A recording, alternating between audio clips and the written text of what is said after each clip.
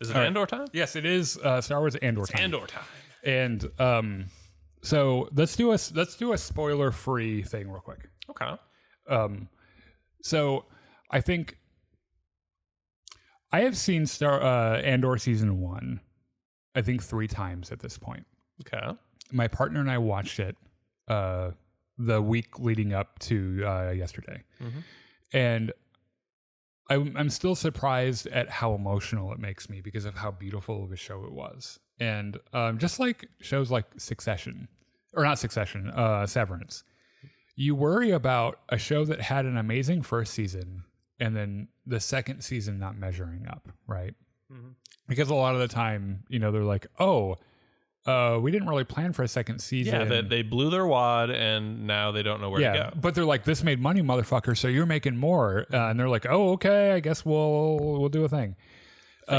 That I don't think that was ever going to be a problem with this show in particular because they kind of planned it out. Yeah, and they knew how much space was in between. They knew from the beginning they were going to have 2 seasons. One of them was going to be very compressed. The other one was going to have these like 1 year separated story arcs. Right. And they had this whole plan, and so far it's been fantastic. Yeah, I think the natural anxiety is, the second season isn't going to be as good as the first season. And granted, I haven't seen the entire show. We have seen the 3-episode.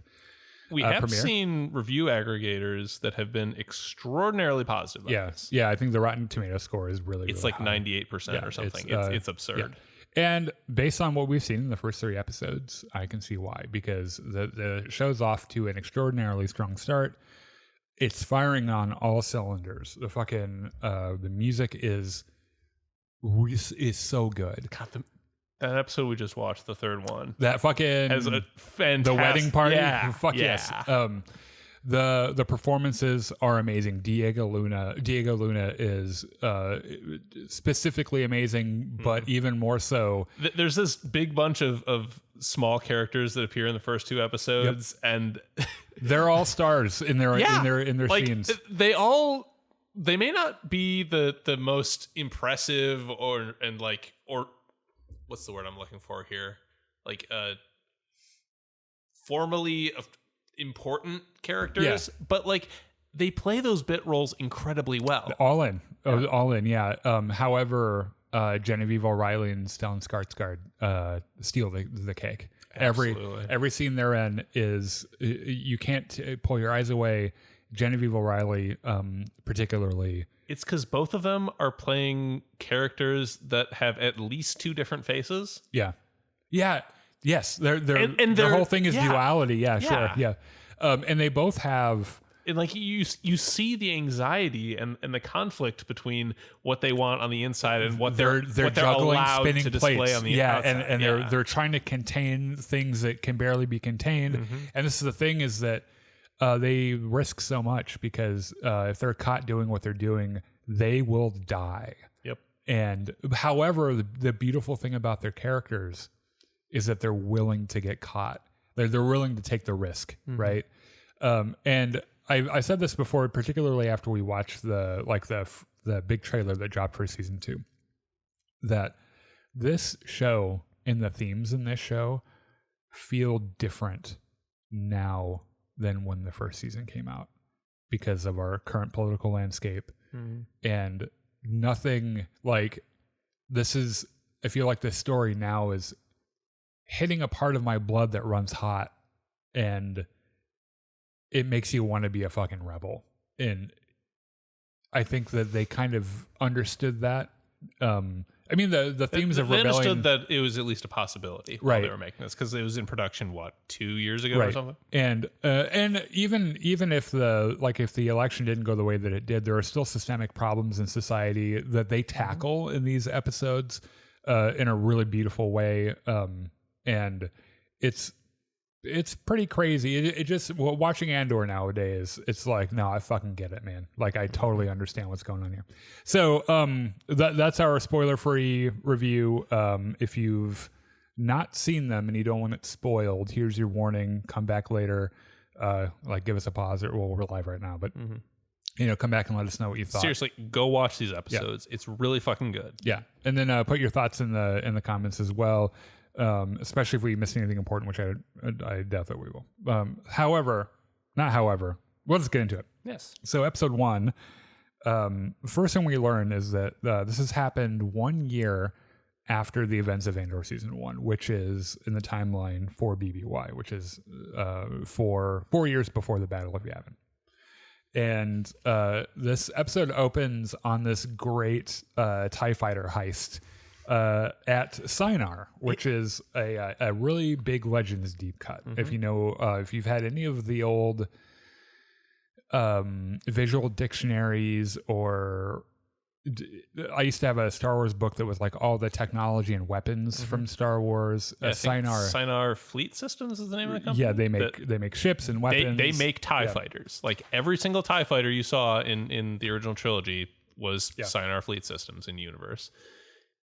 They also did all the they built a bunch of shit for the Republic during the Clone Wars, and My question is, what Cassian is stealing a TIE fighter? Like it has a similar-ish shape. I think it's a prototype. 2 engines, but like, what is it the prototype for exactly? Because it's big. Yeah. Like TIE fighters don't have that extended cabin with passenger seats. Right. Yeah. Like I look at it and I can sort of see like the TIE Advanced X1 or maybe like the TIE Interceptor. Yeah, like a real chunky TIE Interceptor. But it's so big. Yeah. And we see as this goes along, it's actually incredibly durable, which is not what TIE fighters generally are. Right. Yeah, no, they're pretty undurable, actually. So I think the thing with this is that I believe this ship is probably one of a kind. I think it's a prototype. And as we know from like Thrawn's TIE project that he was working on, that the Empire doesn't really care about tough TIE fighters. Because they're expensive to produce. You have to train the pilots. They have unlimited manpower. It's easy. It's cheaper to just throw a new pilot into a new TIE fighter and send him on his way than put like shield generators or life support in a TIE fighter. So I think that, they develop these prototypes to be like, oh, look, a TIE fighter with shields. And the Empire's like, eh. Empire's like, eh. We don't. We have more where they came from. So Cassian has infiltrated this base at Sinar, or I think it's a factory. And he has an insider that's helping. She's one of the technicians there. And they chat about, before this heist, they chat about like the danger of the operation that they're doing. And like this poor girl is terrified. And it kind of gets into this recurring theme throughout all of Andor, season 1 included, the sacrifice that people are willing to do in the face of fascism. And it's inspiring as fuck because she's like, I've made friends here and I've enjoyed my job here, but I must fight the Empire. Yeah. And so I'm willing to burn it all. And you can tell that she is afraid of the prospect of dying, but it does not stop her. And that's like, Cassian even gives her a little speech. Yeah, he talks her up a little bit. Yeah. You already decided the Empire can't win, so you're here willing to put it all on the line. Yep. Like how fucking heroic is that? We find out that it does not hurt that Diego Luna and Cassian Andor is easy on the eyes because this technician's supervisor walks past. Is like, hey, what you doing? Yeah. You're flirting with that cute guy, aren't you? Yeah. She's like, damn, girl, he's hot. And she's get like, and then she turns around and she's like, yeah, she thinks you're hot. And he's like, yeah, I get it. Yeah. So Cassian goes into the fighter bay, he gets into the cockpit and realizes this is not the ship he trained on. Even before that, he gets there, like he's walking through this bay. There's this droid there that lights up and starts beeping at him. He just shoots it. Right, yeah. And then he, uncouples the tube and then gets in. He's like, what the fuck is this? I have to like stick my arm through here and like he's trying to figure out the controls. Guns he doesn't know, like he's like, okay, I've settled in. Let's fucking go. Throws back the throttle and it just goes backwards, right? Which causes a problem. Reminds me of that scene in Independence Day. When Will Smith gets in the fighter and like he has the alien thing. Yeah. He pulls back and then he switches. He turns it upside down. Flips the Post-it note over. Oh, what a great movie, by the way. Yeah. We watch that every couple of years. What a fucking great movie. So this raises some alarms because he crashes into a wall. The bay doors close. A bunch of stormtroopers come in. Most of them can't really hurt this TIE fighter at all. He finds where the laser cannons are. Yep. And so he takes out a bunch of guys. And then he realizes there's another guy over here with a fucking rocket launcher. And Cassian's like, oh, well, that actually might hurt a little bit. That's a problem. So he locks onto him with another weapon. Mm-hmm. And there's a good power failure gag. It's very Han Solo. Watch this, and like nothing happens, Watch kind of what? thing. Yeah. But he gets it on the line right as this guy's about to shoot a rocket at him, and fires a torpedo at this one. And like this dude. Yeah, you don't even see what happens. You just see a giant hole in the door, in the bay door behind from the outside. Yeah, right where that guy was standing. There's just a big hole in the door behind him. And then Cassian thinks about this for a second. Is like, I can get this fucking door open. Yeah. He just keeps blasting it with this thing. He is intercepted by some TIE Advanced. These are special types of TIE fighters. We see them in Star Wars Rebels. They have the TIE Pod, but the wings are kind of. It's almost like Vader's TIE Advanced. How he has the like the curved, the big extension out from the back. But they're a little bit smaller, a little bit more compact. They chase him. In fact, I guess this is kind of Independence Day as well. They have a little canyon chase, and he's able to. He gets the drop on him by blowing up a thing and going under it. Yeah, rock arch and flies through it. And then he's able to get away. Yep. And he's like, "Fuck you guys! I stole your TIE fighter." My TIE fighter now. Yeah. So we are introduced to a planet called Mina Rao, and this is where Bix, Brasso, Will, and B2 have holed up, right? Mm-hmm. It's a wheat-producing world. In fact, I've, in my notes, noted that this entire arc is better Rebel Moon than Rebel Moon was. Yeah, that's true. And also, it's basically Kansas, the planet. Yeah. Nebraska? Yeah, Kansas is not as interesting as this planet. Having driven through Kansas fucking sucks. If you're from Kansas, you should be ashamed of yourself. You should move right now.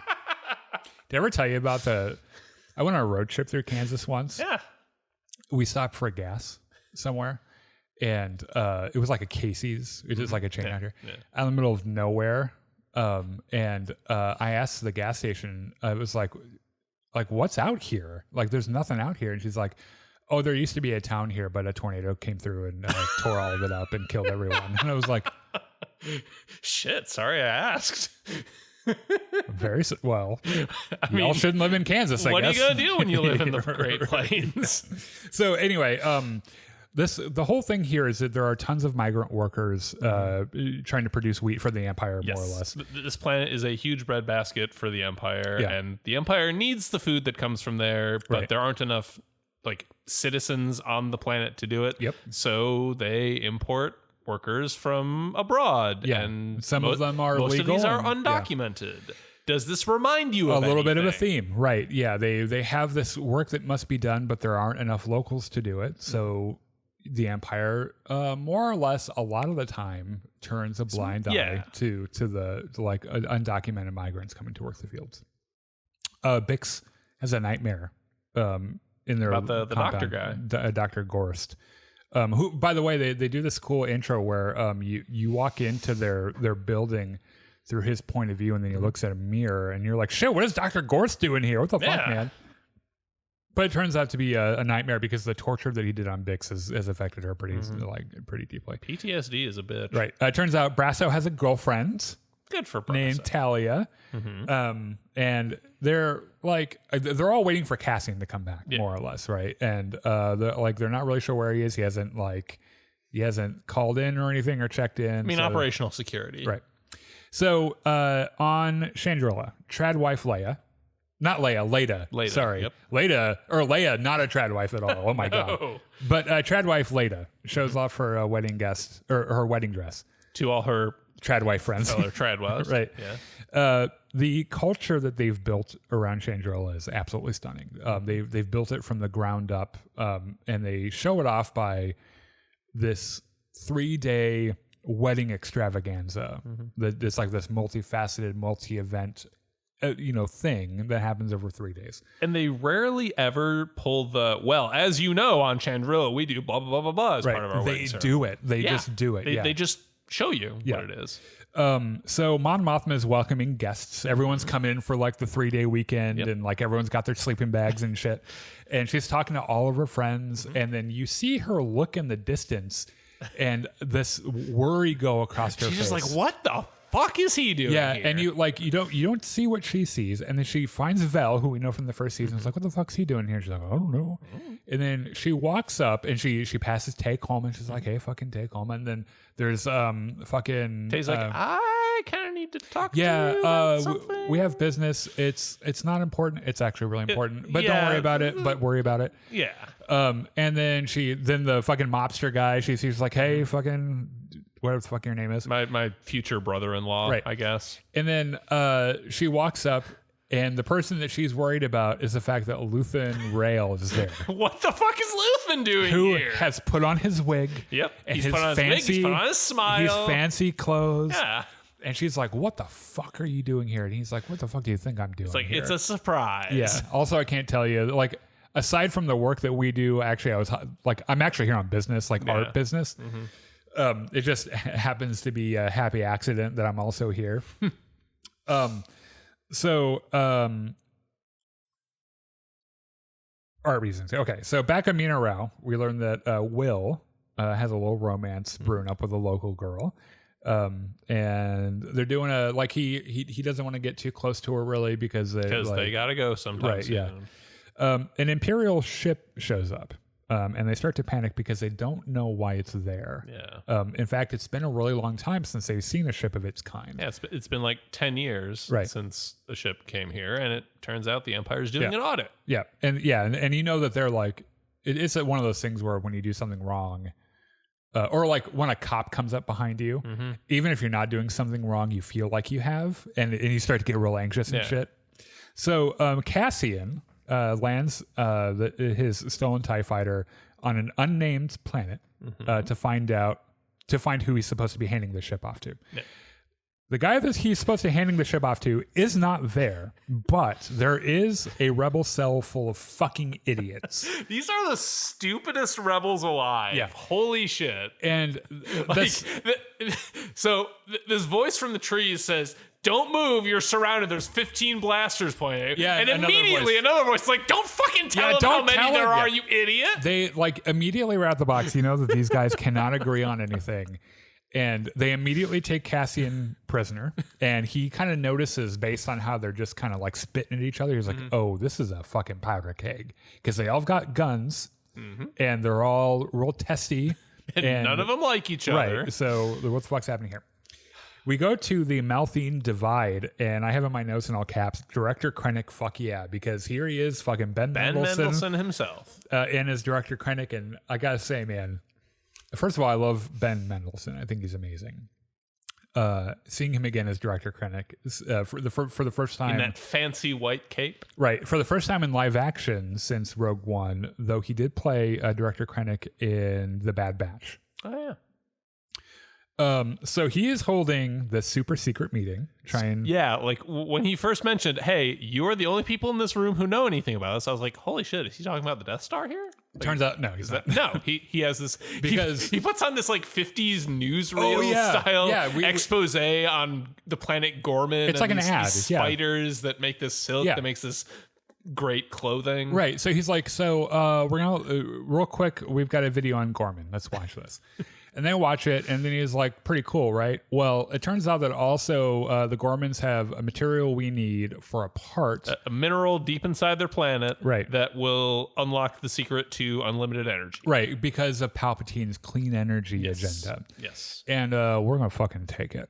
So, guys, how are we going to do this? So, here's the thing. Most obvious, hold on. Most obvious choice.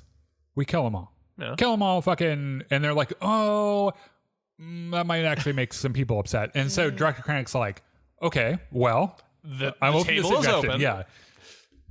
So we hear the fucking what is it called? The Ministry of Enlightenment weighs in. The propaganda guys. Yeah, they're like, we can sell any story about anything to anybody. Yeah. You just fucking tell us what you want everyone to believe, and we can make the Gormans look like spiders, and they'll be real unattractive. We'll have AI do it and shit. Yeah. So it's a misinformation propaganda machine. It's the Kellyanne Conway of the fucking Palpatine regime, right?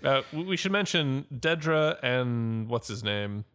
The director, Daedra and Partagaz. Yeah. Daedra and Partagaz are here. Yeah. So also, I love how Partagaz, who's played by the guy that plays Qyburn in Game of Thrones. Viewer. No, that's not him. Oh, that's a Stannis Baratheon. Oh yeah. He has this thing, and I don't know if it's just his face or if he's just like this. Where the actor is always looking like he's just sitting back waiting for someone to say something stupid so it can be like, you know, the same way Dedra always has this scowl on her face. He's always got this like he's a little humored at how stupid everyone is. He's like, oh, look at these fucking idiots. Like the whole time the Ministry of Enlightenment's talking about spiders, is like, Jesus. Yeah. So director Krennic during their break approaches Dedra. They have this little buffet with like these little hors d'oeuvres. Yeah. And so he's like, so Dedra, I've heard a lot about your work. And look, Ferrex was a fucking wreck, by the way. But you picked yourself up off the floor. Yep. You dusted yourself off. I personally requested your presence here. Yeah. Right. And so, you know, if you want to do some fucky fuck later. Yeah. And she's like, I can't, but I can't tell you why right now. And so he's like, okay, so what do you think about this whole Gorman thing? And she's like, well, you know, I would prefer not to speak because I don't know everything about it and I don't want to look like an idiot. Right. And he's like, girl, bitch, please. I fucking told you to speak. Yeah. Tell me what you think. He's like, look, can the modesty. I know you have a fucking thing you want to say, so just say it. And she's like, okay. So propaganda is only going to get you so far. The thing that would really help you out here is if there were rebels to fight on Gorman. If there was a tame resistance. Yeah. Like, one that could be easily put down. Yes. Yeah. Like, not like, you know, we ship them in planes and nukes and all that. No. We don't want any of that. We just tighten the grip just enough to get people a little bit upset. Right. And then we can move in with. Yeah, we have a good excuse. Yeah. And Krennic's like, hell yeah. I like that. That's pretty good. I like the way you think. Yeah. So there's a party. Well, okay. There are a lot of parties on Chandrilla over the next 3 episodes. The entire weekend is parties. The Chandrillings, those assholes know how to party. Yeah. So they're doing it's like a reception dinner thing, right? And there's this amazing scene. Luthen is talking to an Imperial officer, and he's like pumping him for. It's like this motherfucker never stops working because he's like, so where are you stationed? And he's like, oh, I'm from Steerguard. And he's like, oh, really? What's the word at Steerguard? How many people are working there? Where are they stationed? What are their armaments like? And he's just like giving it all away, and he's like writing their shit down. He's like, this is great. Perrin and Skulldun, who's the shady mobster banker that Mon Mothma had to get. So the deal was, Skulldun's like Mon Mothma, launder money. I'll launder your money if but your daughter has to marry. If your daughter marries Stecken, my son, a fucking name. So Perrin and Skulldun kind of commiserate about Chandrillan marriages, and Skulldun's like, you think he's like fucking. Or no, like Perrin's you think he's tough enough? He's like, no, he's not. And Perrin's like, it's okay. It's really not so bad, actually. Being the bottom. Speaking from experience, yes, being led is fine. I've learned to live with it. So the rebels try to learn how to fly the new TIE fighter, but they're all fucking stupid. Yeah. So they can't figure it out. They have like one pilot with them, and even she's like, I don't fucking know how any of this I don't know works. what the fuck this is. What do these buttons do? Nothing's labeled. Oh, they're the blasters. And like Cassian's just sort of handcuffed in the back, leaning over like, I wouldn't press that button if I were you. Not the one that says blasters. Nope. Don't want to flip that switch. Nope. So finally tensions come to a head. And they all turn on each other and a fight breaks out, and it creates 2 sides. One of them is in control of the TIE fighter, but not Cassian. And the others are in control of not the TIE fighter, but Cassian, right? Yes. And that's around where the episode ends. And neither one of them can go anywhere. Right. So episode 2, called Sagrona Tima. The rebels are still fighting. They're sending guys out to spy into the mud and shit. And they're like they're like, oh, what's their fucking faces missing? Like, I cannot emphasize enough how stupid all these people are. Yeah, they're all pretty dumb. Yeah. Like, there was a bit I think we glossed over in the first episode where Cassian is like handcuffed and like they're all arguing and there's one guy with a gun on him. He's like trying to manipulate this guy. Like, do they just not trust you or do they just not like you? Yes. Yeah.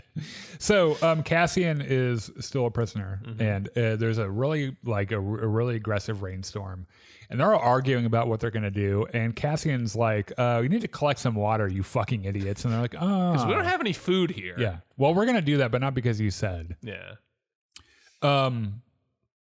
So they discover that one of their buddies is dead, and that only his foot remains, still in the shoe. And likely he was eaten by beasts. So Partagaz and Dedra walk to work. Dedra is being given... Dedra's like, okay, look. Krennic gave me the job on Gorman. I really don't want it. Yeah. Like, I'm so busy digging up dirt on Axis, which we know is Luthen. Yeah, and Partagaz is like, girl, this is a gift. Like, look, you've spent 2 years on Axis and you have nothing to show for it. Yeah, fuck Axis. Like, yeah. Come on. Look, this is going to seem like a demotion, but it's going to heat up and you're going to be in charge of Gorman. Like, this is going to make your career.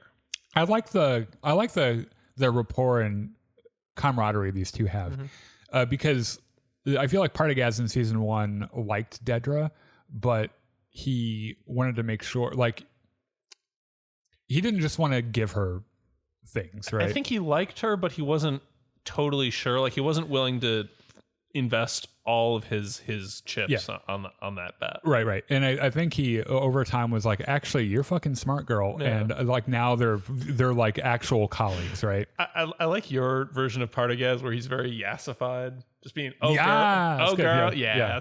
Oh, you get him. Yeah, you know he's So back at the Mothmas, they prepare for more parties. Luthen brings in this super secret surprise for the bride. And we'll find out later what it is. But Luthen is so good at being an absolute ham when people are watching, where he does the real flamboyant hand in the air and he's got a big smile on his face and everything. He's such a salesman, and everyone falls for it. And he talks to Clea, who is there with him, who's his shop assistant. And he's like, has Cassian checked in yet? Right. And she's like, no. She's like, no, I don't know where the fuck he is. Also, I can't really send any signals from here because it'd be really fucking obvious. Yeah, also the radio here sucks. Yeah. And Luthen is starting to get a little worried, so he sends Clea back to Coruscant for a better radio, pretty much. And because they have a radio at the shop, it's like a real fucking serious radio. And Perrin kind of watches them knowingly from the door. He sees them talking and he's like, what the fuck's going on? This is his drink. Yeah, he's like, what the fuck are they doing over there? Yeah. Because Perrin, being a professional man of leisure, always has a wine glass in his hand. Right. So Mon Mothma comes in, and Perrin, right out the gate, accuses Mon of fucking Tay Coma. He's like, so y'all are fucking, right? And she's like, excuse me? No, what the fuck are you talking about? He's like, well, his wife left him. He's really depressed. Yeah. I mean, I'm pretty sure some hanky-panky would cheer him right up, and he knows that. It'd probably cheer you up, too. Yeah. And she's like, no. And because I know we haven't fucked in years. Right. Yeah. We fucked once in our entire marriage.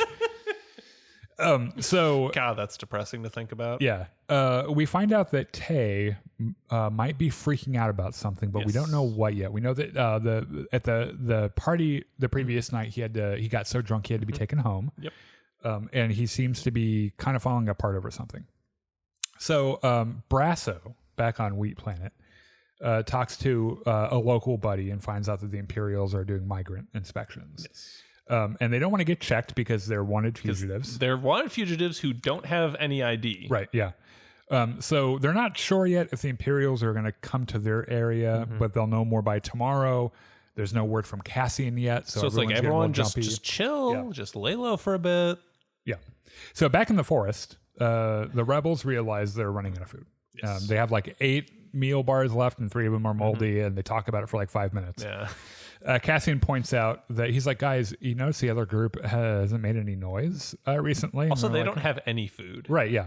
So they probably, like, he's like, they're probably up to something over there. And it turns out that they are, they're just trying to figure out what to eat as well, which are these really gross melons. And he, like, one guy chops it up. He's like, "Here, eat it." It's like, "I don't want to eat it. You eat it." It smells like wolf pussy. Yeah, but they're all arguing over who's going to try this incredibly foul-smelling fruit. All right. I cannot emphasize enough how stupid these people are. This next scene, we finally figure out what Cyril Karn is up to. Oh, man. Cyril has a new job at the same job, which is at the Bureau of Standards. Cyril has ascended to middle management, which is just absolutely perfect for the thoroughly mediocre white man that he is. Perfect place for him. And he has this new employee. He's giving the same talk he got when he got hired. And he starts. I sat at that desk and I took 15 minutes out of every shift to dig through all these records and find the path. And you know what I found? I found that there were like these 4 guys who were skimming off the top. Yeah. And that's how I got promoted. And because I'm a fucking narc, I turn him right the fuck in. It's like, my God, this man needs to take up a drug habit or something. Like, he is wound so tight and he's such a fucking bootlicker that, like, it just makes you cringe. Mm-hmm. So Will and his girlfriend hang out. And they're uncertain about their futures together. And like, Will knows that, like, he's like, we're going to get up one day and disappear and we'll never see each other again. So Will notices Imperials kind of in the area headed toward I think there's like a shop right down the street. Like a truck stop. Right. So Imperials arrive at the shop and they're kind of the locals there are like trying to probe them for information. They're like, so where are you guys going next? How many troopers do you have? And how are you being deployed? And they're like, oh, well, how rigorously are you checking identification? Right. And they're like, well, you know who would be really good to answer that is the lieutenant, but he's not here now because he's over by where the storage is, and he's going to go hit on your cute lady friend. Mm-hmm. And indeed, the lieutenant, like, Bix is doing some mechanic shit in the shed. And this lieutenant comes up and says, hey. Yeah, it's a pretty everything you got. Yeah, it's a nice fucking fart box you got. And she's like, excuse me? Who the fuck are you? This guy is so fucking slimy. Yeah, he really is the worst. So he hits on her and she's like, well, you know, thanks, but no thanks. I have a husband. You don't know him. He's off planet. Right. He's from Canada. Yeah. So this guy, you can tell just by looking at him, this guy is definitely the no means maybe kind of type. Mm-hmm. So we find out that transmissions on the planet are being jammed to discourage people from like running or whatever. Because it's standard practice when the Empire runs an audit. Which means that if Cassian tries to call, they're not going to hear him anyway, which is a big problem. So on Chandrila, they do a wedding hike, just another event in this 3-day long thing. They just march up a fucking hill. They've got their walking sticks and shit. Yeah, they got their funny little hats. And at the top, there's going to be this old woman and this children's choir or something, and then they're going to have this big ceremony. They're going to get blasted. By the way, Perrin, this is the most excitement he's had since he went on a gambling binge like a couple of years ago, right? He's loving all of it because he's like, you can tell he got up that morning and put on that goofy little hat, and he's like, fuck yeah. I'm going to go on a fucking hike with this thing. So, Vel isn't happy Leda wants to be a trad wife. Mm-hmm. And Mon's like, girl, I'm not happy about it either. Mon does ask her about Cinta, who we know from season 1. They're Vel and Cinta are together, but their whole... It's complicated. Yeah, it's very complicated, and the whole philosophy is the rebellion comes first, we get whatever's left over. Mm-hmm. Cinta is dogmatically devoted to the rebellion. Hardcore into this shit. I think her entire family was killed by stormtroopers, so she is in 100%. So she's like, so what about Cinta? And Vel's like, I mean, Luthen knows where she is, but he won't tell me. And if she wanted to see me, like, she knows how to fucking find me. Mm-hmm. And you know how it is. The work is more important than the relationship and shit. And Mon is sitting there like, my God, what is this life we've just come into? Do any of us get happy endings? Right, yeah. So back in the rainforest, Cassian's group discovers that the other group is trying to turn the TIE fighter TIE fighter around so that they can centimeters at a time.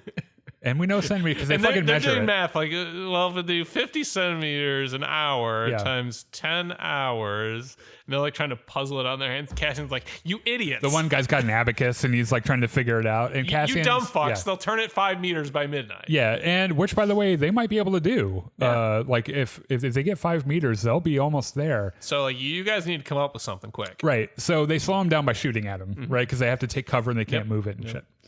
So, okay, we go to Dedra's apartment.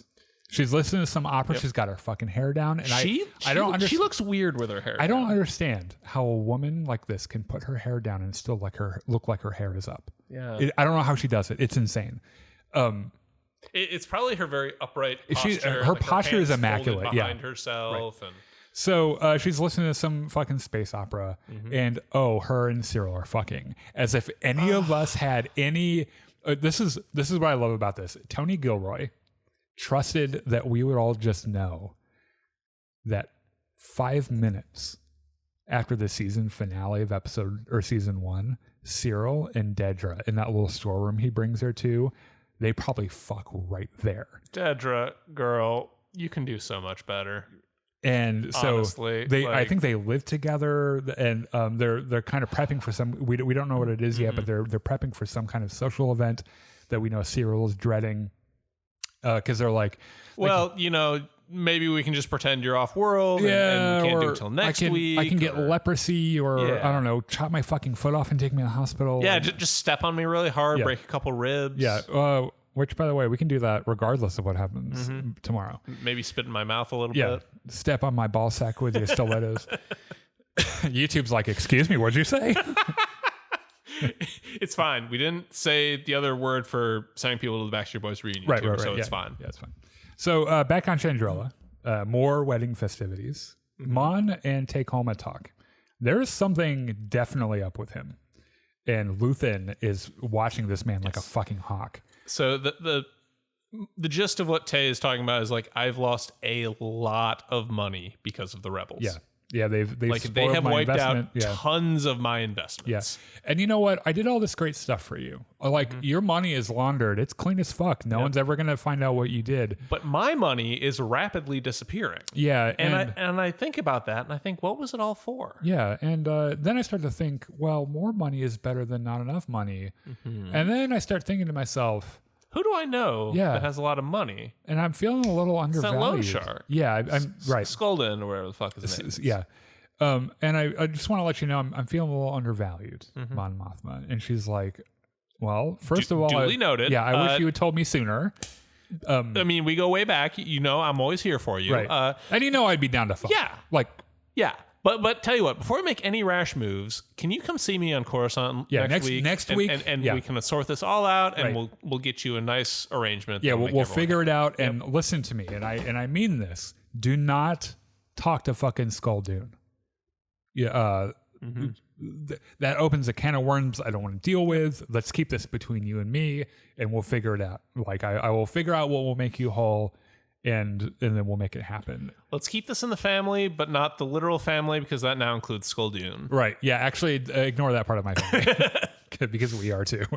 So it's becoming clear that Tay-Koma is becoming a little bit of a liability. And right after that conversation, Luthen pulls Mon Mothma in the corner. He's like, what the fuck is wrong with What did he say? What did he say? She's like, fuck, Luthen. It's fine. Calm down. He's got money. He's got his blaster behind his back. He's like, you want me to fucking shoot him? I'll shoot him right now. Like, no, God, chill out, man. Look, he just needs a little money. He's pulled his wig off. He's like, I'm ready. He just needs some money. You know, we're gonna meet on Coruscant next week. We'll figure out a number. It'll be fine. Yeah. Luthen's like, I don't believe you, but okay. So back on Rebel Moon, they discuss avoiding the Imperials. So they're like, okay, so what happens if they come here, but we circle back to another district? And they're like, okay, so they're catching everyone who's trying to run. Yeah. So you're going to get caught if you try to do that. And by the way, it's very clear that the locals here hate the Empire, and they have no trouble lying to them about it. Really, any of the workers there that aren't supposed to be there. So they're like, hey, we need more information, but don't worry about it. We'll figure out a way to lie or do whatever. Clea returns to the art shop on Coruscant and pulls out her fucking hammer. By the way, this is a great sequence of her like there's no dialogue at all. She just like goes through this complicated sequence of entering the shop and all the lights come on and like she does the unlocking thing of the radio in the back and it's does a couple plugs. It's fantastic set design and props. And did you notice the two massive Easter eggs in this scene? Probably not. On display is Plo Koon's mask. Ooh. This is not a Keldorian mask. This is specifically Plo Koon. Yes, I checked. I found a picture of Plo Koon.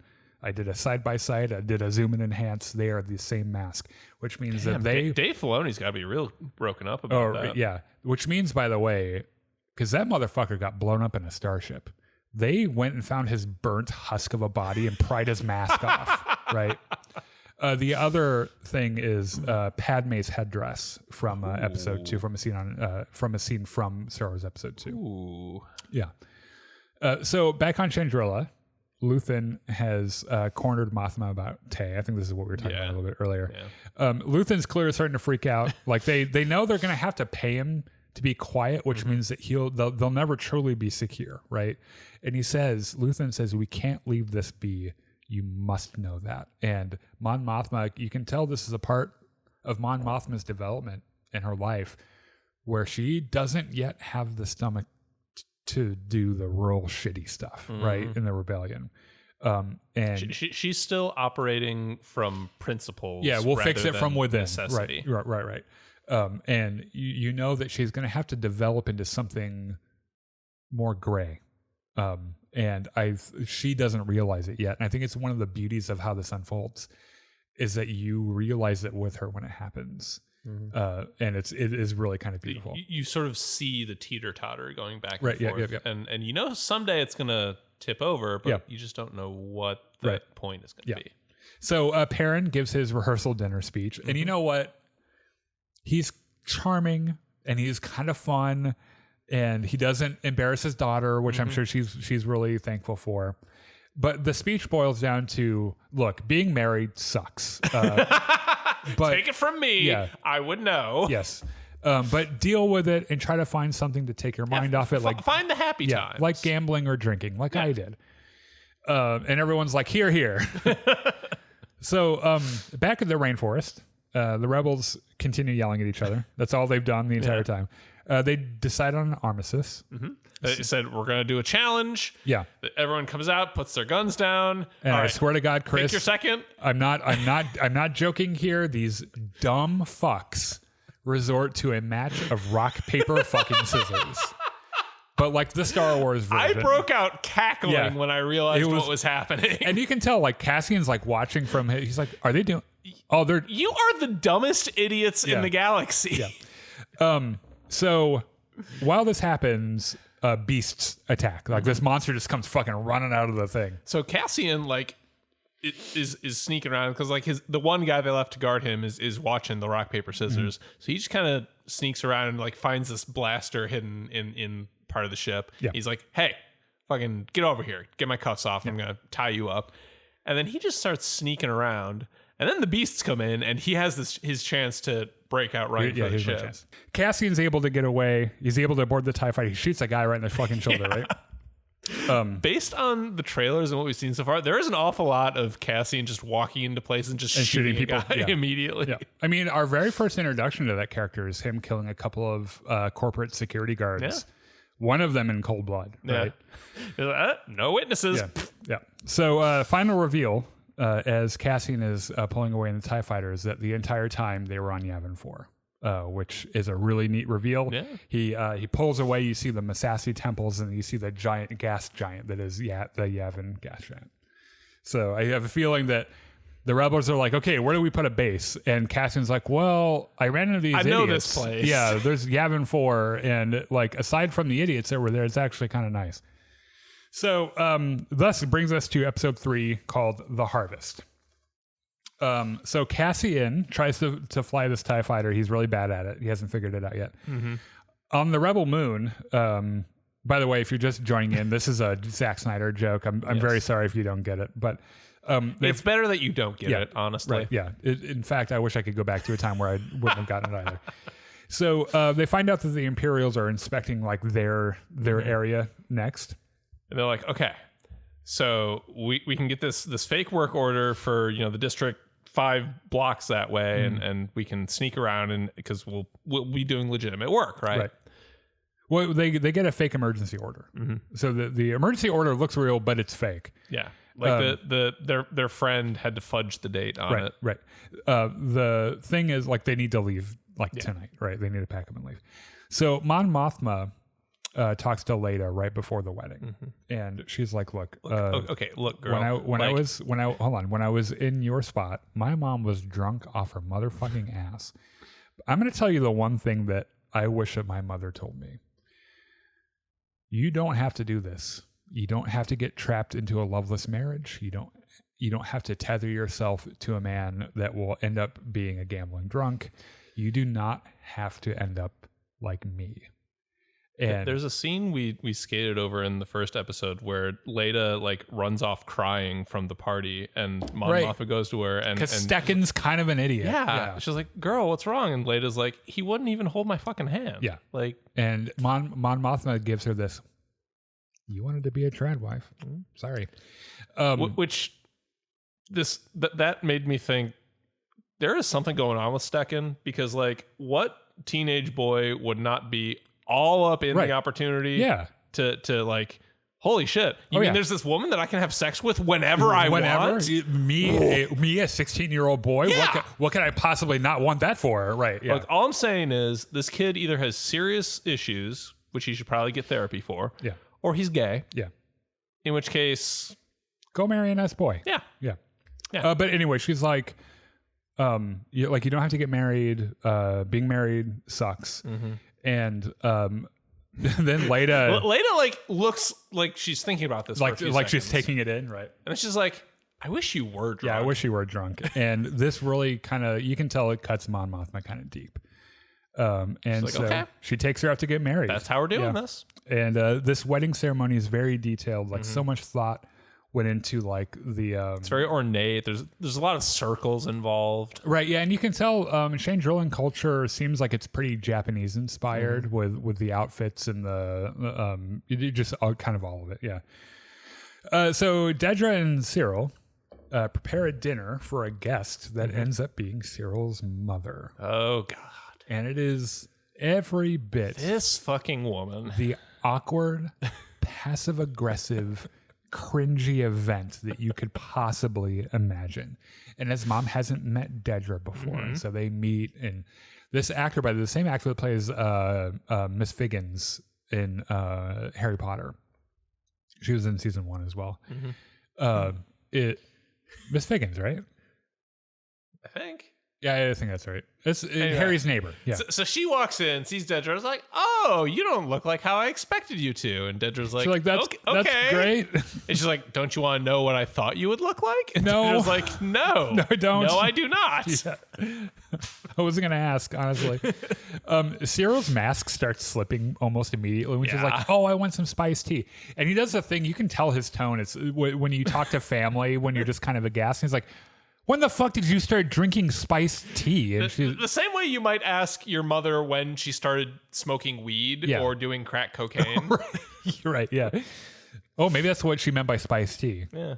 Because in the Star Wars universe, spice means something very different. Uh-oh. Edie's on heroin. So Clea gets a message on her fancy radio from Cassian. He gives her a sit rep, and he's like, "I don't know what the ship is. I don't know how to fly it." This call made me laugh at first because like they start with this coded language, like "Give me the weather report. Where are you?" Yeah, and they eventually just devolved to Cassian like being, "What do you mean the Empire is at fucking Rebel Moon?" Right, because he's like, I need to call home," and she's like, "Oh, you cannot do that, sir. You can't." And he's like, "Why? Is there something wrong?" No. He's like, "I'm gonna call him." Yeah. She's like, "No." Yeah, he's like, "Yeah, I'm gonna go. I'm gonna change the channel." Yeah. So Cyril and his mom and Dedra are having this like weird fondue dinner. Yeah. His mom is embarrassing him right and left, calling him a little bitch delicate and everything. Right. Yeah. She, mentioning of course, Uncle Harlow. Yeah, she of course name drops Uncle Harlow, which I think she does in every scene in the first season. Mm-hmm. And we find out that Dedra's parents were criminals and that she was raised in an imperial Kinderblock, a very Nazi-sounding thing, by the way. She makes fun of Cyril for his penchant at playing cop on Morlana. Which, in fairness, did not go very well. Yeah, this really strikes a nerve. And Cyril gets up and he goes to take a nap on his bed. No, he's not even taking a nap. He's just sort of flopped over on the bed. Face plants onto the bed. Yeah. Like he's just given up on life for a few minutes. Which I get. Yeah, no, in this moment becomes one of the most relatable men in the universe, right? It's like every time my in-laws come over, I like walk into my room and I close the door. I'm just like... Usually I don't have headphones on though, so that doesn't happen. But I get it. Like, so while Cyril's out of the room, Dedra's like, "Okay, bitch, this is how it's gonna be." Oh, this is great. Number one, don't fucking mention Uncle Harlow because he's a fucking criminal. Yeah, she's like, I looked into Uncle Harlow, motherfucker, and that's not a story you should be telling people.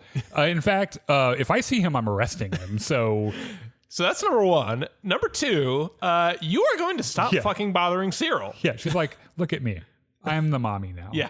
And we can work this out. Like you will get to see Cyril like twice a month. Yes. I will make sure he goes over there. The condition though is that you don't fucking annoy me. You are not going to be a bitch to him. You're not going to be passive aggressive. You're not going to put him down.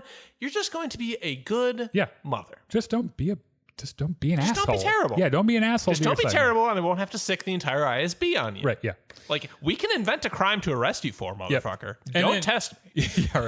We have no trouble making up crimes. Yeah. So Cyril walks in, and all of a sudden Edie is like super nice to him and shit. And he looks at Dedra and was like, what did you do? Yeah. He sits down real cautiously and is like, is everything okay? After the wedding, Leda is presented with her super secret gift, which is a rare statue from 25,000 years ago when the Rakatan invaders sacked Shangri-La. Deep cut. A real deep cut, especially if you're into the Star Wars Knights of the Old Republic, right? So on Rebel Moon, Planet Wheat, the group starts packing because they're going to start moving out at sundown. Still no word from Cassian, and it's starting to freak everyone out. So at the party, Luthen has his eyes on Tay the entire time, right? Mm-hmm. And Tay talks to Mon Mothma again, and he starts pressing harder about how unhappy he is. Mm-hmm. And he's like, I think I'm gonna go talk to Skull Dune, and this is not good for Mon Mothma or Luthen. And Mon Mothma's starting to realize a little bit where this is going. Yep. Leda and Stekken, which by the way, what an unfortunate name. Yeah. Stekken. They have their first dance. Yep. And it's very traditional. And they do a little prance. You can tell she practiced this at Tradwife Camp. Yep. So they bring in the DJ droid and it turns into a proper party. I cannot wait until the soundtrack for the season comes out just so I can get this song. Some of it's it's all really good. Yeah. So Mon Mothma talks to Luthen and starts to realize she's like, okay, look, it's not a problem. I'm talking to him next week. We'll get a number. It's gonna be fine. He's like, you are so naive, baby girl. Luthen's I have already got this dealt with. Yeah. You don't even need to worry your pretty little head about it. Yeah, Luthen's like, things will be done. Yes. And she's like, I have no idea what you're talking about. And he says, how lucky That's for you. good. Yeah. And so Mon goes and finds the bartender and is like, shots. I'm doing shots. Yeah. Throws back 3 or 4 shots and starts dancing. And she starts dancing. And the way they shoot the last part of this episode is so brilliant because we switch back and forth between what's happening on Planet Wheat and at the party. And even at one point, Mon Mothma just progressively gets more and more into the dance, I think trying to block everything out because she knows what's about to happen. And it's a crime against her morality. Yeah. And even Perrin looks at her And it's like, what the fuck is wrong She with does this not girl? drink and dance that Right, much. yeah. Like that's what I usually do. Yeah. So, yeah, and go lose at blackjack a whole bunch. Yeah. So, back on Planet Wheat, they realize they can't wait until sundown. They got to go right now. The Imperials are coming now, but Will is off talking to his girlfriend. He's off making out with his girlfriend. He's not ready to go, so Brasso gets on the speeder to go get him and starts racing toward him. Will realizes the Imperials are coming, but can't get to his bike in time. Mm-hmm. So he just fucking takes off running through the wheat. Right. Brasso tries. Brasso does more or less what happens when I play stealth games, which is he starts to sneak around and is immediately caught. Immediately caught by stormtroopers. Which, by the way, Brasso, big fucking guy, not built for stealth. That's he should have known. Yeah. He would have been better with a shield, just going straight in. Mm-hmm. And so the stormtroopers catch him, and he's held prisoner. Meanwhile, the lieutenant makes a visit to Bix, and things get real fucking gross. And he at first is trying to be charming, but it's clear why he's there. Eventually he gets to the point of it won't suck itself. Yeah. And so everything is fine though, because Bix gives him enough head trauma for him to just die, which is always really fun. Yeah. Right? Yeah. She beats the shit out of him and like grabs a hammer and beats him on the head, and he just walks out the door and keels over dead. Yeah. By the way, they use the R word for the first time in Star Wars ever. Mm-hmm. I hesitate to say it because of YouTube. Yeah. Which is by the way, I meant to say this at the top of this episode. There should have been a sexual assault content warning at the beginning of this one. Yeah. And I've seen a couple of discussions online about how this is kind of the well that filmmakers kind of come back to make a bad guy like really despicable, irredeemable, yeah. And how like maybe they should just lay off on the SA stuff and find different ways. But it's what they did, right? And it's also believable. Yeah, like soldiers throughout history have done shitty things like this. Yeah. So it is with that much authority. And sure. It is extremely believable to me that this would happen. Right. But she tells the guy that's there guarding the door, like, and she uses the R word. Mm-hmm. And I appreciate that they called it what it was. Yeah. Which is kind of nice. So his buddy guarding the door has called in help. Yeah, he's like, so the lieutenant went to go do what the lieutenant does, and he's dead now. Yeah. So back up, I think. Yeah, that'd be nice. Yeah. So then this is right around when Cassian shows up in his TIE fighter, which, by the way, I love that the design of this TIE fighter has a holographic overlay of the cockpit windshield, because he comes in. And then he sees the cruiser and there's like a targeting reticle on it. And by the way, I think he must have stopped somewhere and like tested and like took a few minutes to figure out the controls, because like he's like kind of better. He's flying it way better now. Right. So he does a strafing run and takes out one of the stormtrooper carriers. Well, there's that troop transport, and he just fly, and all the Imperials are like, TIE fighter, and he's like, no. Fires one missile. Blows the whole fucking thing up, yeah. So Brasso takes this opportunity to run over, hop on his speeder, and take off. It just fucking hauls ass. And is tragically Brasso is killed. There's 5 stormtroopers there. They're shooting after him. Yeah. And the way this is shown, like, you think Cassian gets all the stormtroopers, and then he lands and he runs over and finds Brasso, and Brasso is like under his toppled speeder and not breathing. An extraordinary moment, by the way, where he holds Brasso in his arms. Mm-hmm. And these are more and more ticks that all these events are, and all the people that they've lost. Diego Luna selling the hell out of this scene. And you can tell, like, every one of these losses that they take becomes a bullet that they intend to fire back. Mm-hmm. And so he gets Bix and Will, and they get on the TIE fighter. No BMO. Yeah, well, because they left him with Talia. I think Talia, or whatever her name is.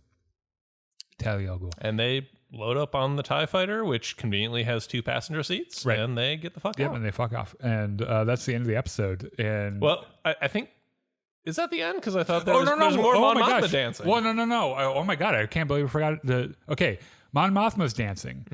While Take Homa, and just let me go there. Oh God, yes. Take Homa walks out to get into his car, and the driver there isn't the driver he expects. And the woman who is there is like, "Oh, your driver was sick. I'm so sorry. I'm here to sub for him. I'm so glad I found you because it's the first time I've done this." And Vel is walking past and discovers that the new driver is Cinta. And Cinta looks over at Vel like, "I'm gonna kill this motherfucker." They make eye contact. They know what's going on, but they can't say anything to each other. They're both undercover, so they can't do anything. Right. And Cinta loads that motherfucker up into the speeder and drives away. And he goes off to the Backstreet Boys reunion tour. And you like that dude is getting whacked. And you know it. Has been revoked. Yeah. So the end of the episode. Next week will be another 3-episode drop.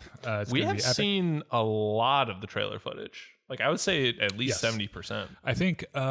So what else have we? Because like we haven't seen Saw Gerrera yet. Right. Saw Gerrera had that cool scene. Yeah.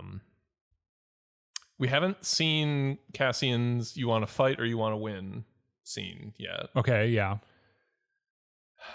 There's other shit that we haven't. Yeah, there's other little bits and pieces that I'm not thinking of right now. But. So I went back and watched one of the Andor season 1 trailers because I wanted to see. I like to see how they come to the decision on what they put in the trailers. Mm-hmm.